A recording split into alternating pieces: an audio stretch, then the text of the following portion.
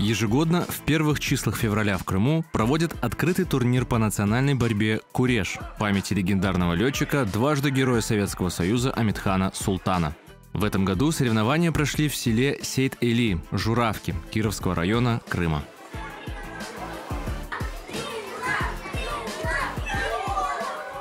Турнир длился весь день. Каждый час сюда приезжали новые участники разных весовых категорий и возрастов.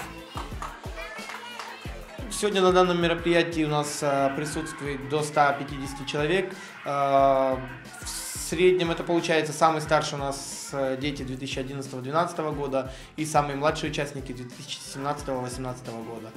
Турнир по национальной борьбе «Куреш» – значимое событие не только для жителей Сейт-Эли, но и в целом для Крыма, ведь сюда съехались юные борцы со всего полуострова.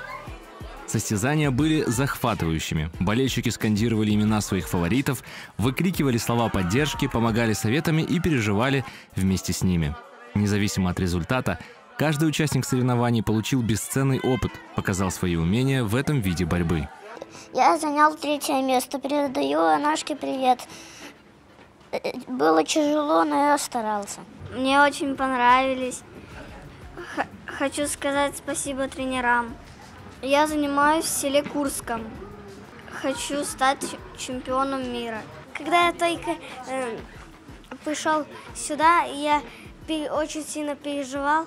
А когда я уже был подготовлен, я занял 1-е место.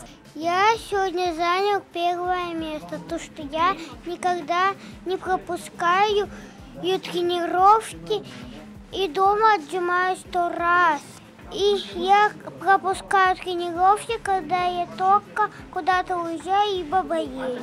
Приехал с большими волнениями, хотел занять 1-е место и занял его.